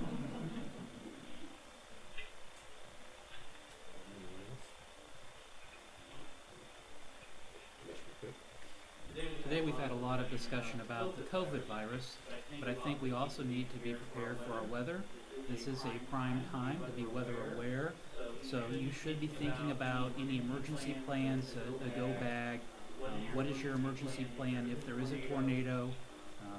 It was a year ago that we had the tornado hit Douglas County and Leavenworth, so this is the prime time for that season, so please do take preparations.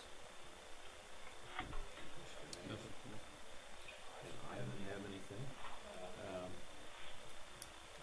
We have no need for executive session, so we're adjourned. Our interview. We had an interview today, didn't we? Oh, we have to go into executive session. So, that's right.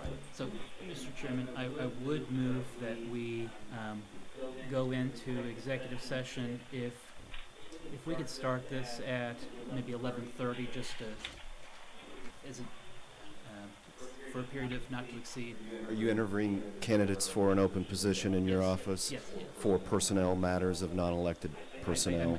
My motion. I got my cheat sheet. So, Mr. Chairman, I would move that we go into executive session commencing at 11:30 for a period not to exceed 30 minutes for matters relating to employee or for employer negotiations or personnel matters. Sorry, personnel matters of non-elected personnel, for the purposes of specifically interviewing a candidate for public information officer for the Board of County Commissioners. Second. Motion's been made by Commissioner Cook, seconded by Commissioner Rippon. All in favor, say aye. Motion carries. Anybody opposed? Motion carries 3-0. So we will go into executive session 11:35. 11:30. 11:30. All right.